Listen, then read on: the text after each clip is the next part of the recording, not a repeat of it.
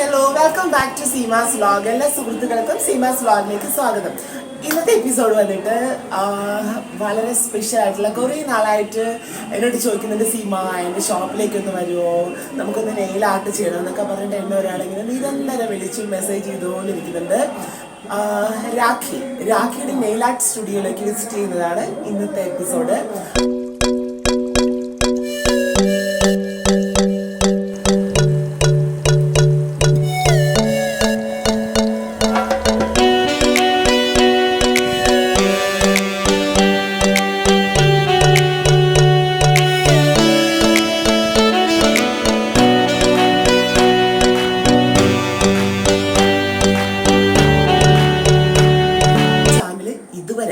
Subscribe ചെയ്യാത്ത എല്ലാവരും subscribe ചെയ്യുക, ഷെയർ ചെയ്യുക, ലൈക്ക് ചെയ്യുക, ആ ബെൽ ബട്ടൺ ഒന്ന് അമർത്താൻ മറക്കണ്ട. അപ്പോൾ ഞാൻ പോസ്റ്റ് ചെയ്യുന്ന എല്ലാ എപ്പിസോഡ്സും അപ്പോൾ തന്നെ നിങ്ങൾക്ക് നോട്ടിഫിക്കേഷൻ വരികയും നിങ്ങൾക്ക് കാണാനും സാധിക്കും. എൻ്റെ എപ്പിസോഡ്സുകളെല്ലാം ഇഷ്ടപ്പെടുകയാണ് എന്നുണ്ടെങ്കിൽ നിങ്ങളെല്ലാവരും സപ്പോർട്ട് ചെയ്യണം. നിങ്ങളുടെ അഭിപ്രായങ്ങളൊക്കെ കമൻറ്റിൽ രേഖപ്പെടുത്തണം. പുതിയ പുതിയ എപ്പിസോഡ്സിൻ്റെ സജഷൻസ് എന്തൊക്കെ കൊണ്ടുവരണം എന്നുള്ളത് നിങ്ങൾക്ക് കമൻറ്റ് ബോക്സ് ചെയ്യാവുന്നതാണ്.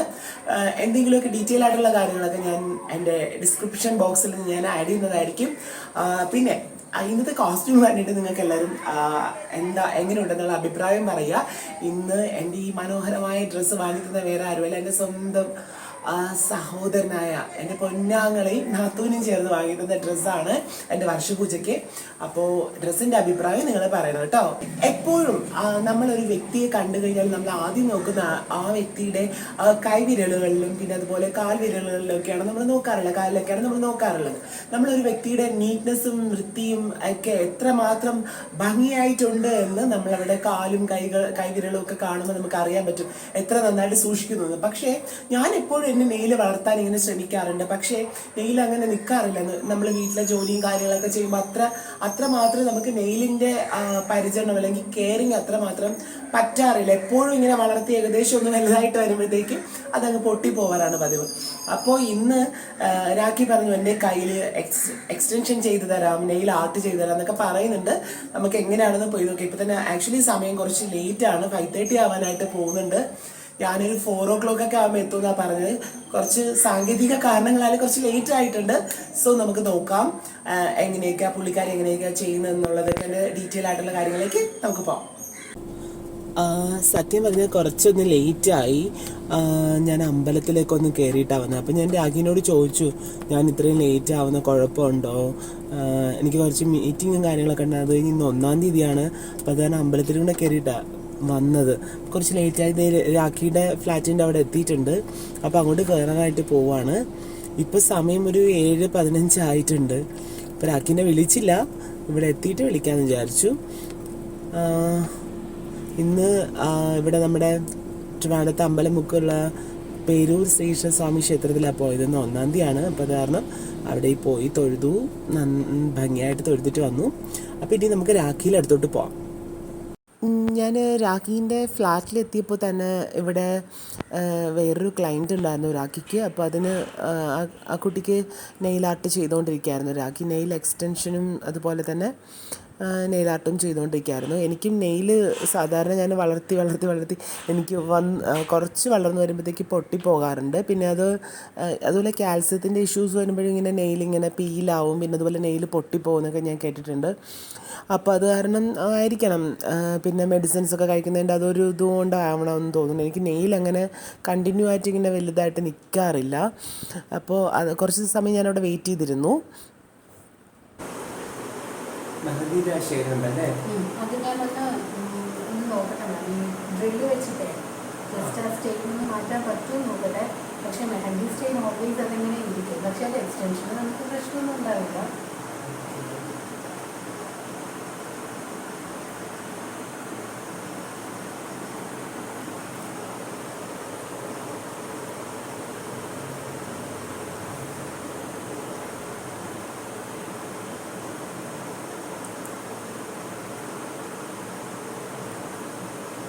എത്ര കാലമായി ചെയ്യുന്നു? ഞാൻ ആക്ച്വലി 1 വർഷമായിട്ട് ഇപ്പം ഇതിനകത്തോട്ട് ഇറങ്ങിയിട്ട് അതിന് മുന്നൊരു 6-7 വർഷം എഞ്ചിനീയർ ആയിരുന്നു, ഓട്ടോമോഷനായിരുന്നു. അതിനുശേഷം പിന്നെ ഇവിടെ വന്നതിന് ശേഷം കുറേ ഇതേപോലത്തെ സെലിബ്രിറ്റി ഇൻഡസ്ട്രീസിൻ്റെ വർക്കൊക്കെ കിട്ടി. ഒരു പേജ് കണ്ടിട്ടുണ്ടായിരുന്നോ? ശരിയായിട്ട് ആക്ച്വലി വർക്ക് ഏതാണ് ഇഷ്ടമായെന്ന് വെച്ചാൽ അതേപോലെ ചെയ്യാറുണ്ട്. ഞാൻ ചോദിച്ചത് ഞാൻ പേജ് കാണിച്ച് തന്നാൽ മതിയോ?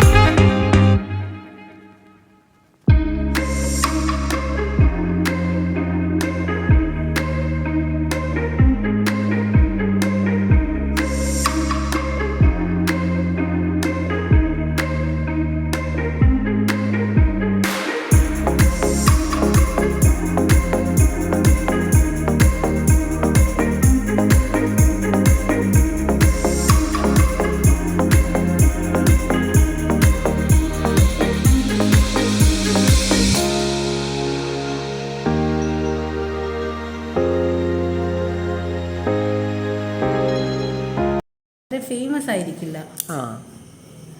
പിന്നെ എന്ത് കാര്യവും നമ്മളെ പബ്ലിഷ് ചെയ്യുമ്പോഴാണല്ലോ മറ്റുള്ളവർ അറിയുന്നത്. ഒരിക്കലും മറ്റുള്ള ആൾക്കാർ നമുക്ക് പബ്ലിസിറ്റി തരത്തില്ല.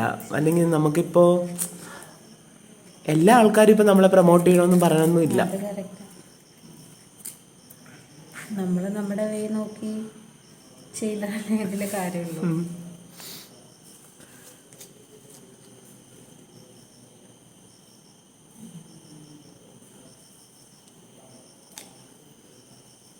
ഒരു സർഫസ് കുറച്ച് റഫാണ് കേട്ടോ. അപ്പം അതുകൊണ്ട് പിടിക്കാൻ ഒരിച്ചിരി ബുദ്ധിമുട്ടുണ്ട്. മേ ബി അതായിരിക്കാം ഞാൻ പറഞ്ഞ പോലെ പെട്ടെന്ന് ഇളകിയിട്ടുള്ളത്.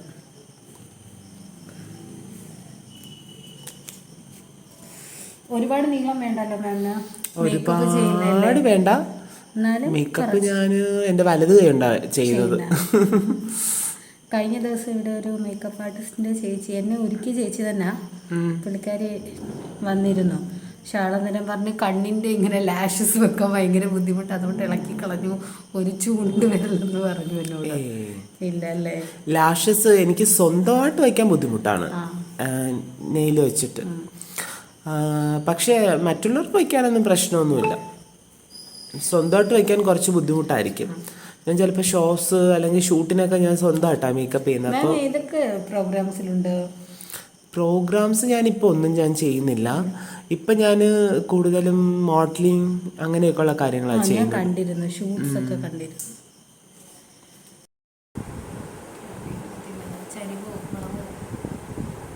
ഇതിലെനിക്ക് ഇങ്ങനെ നോക്കിയിട്ടൊന്നും തോന്നുന്നില്ല.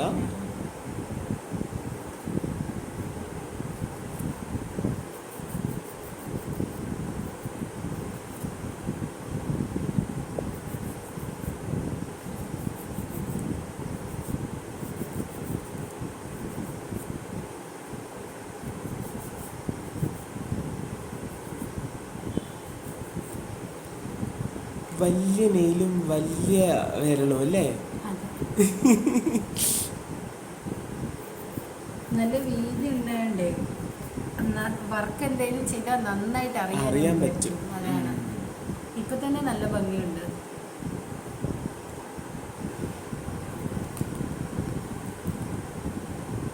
ഇനി നെക്സ്റ്റ് മാമിന്റെ അടുത്ത ഷൂട്ട് എന്നാ?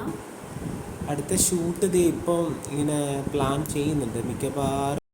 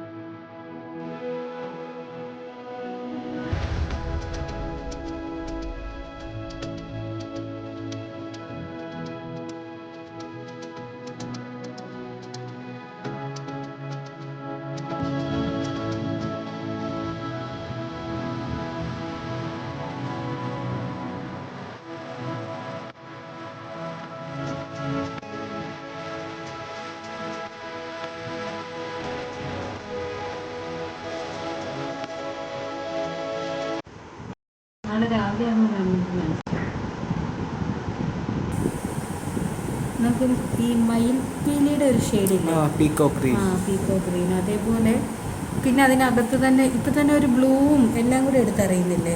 അതെ,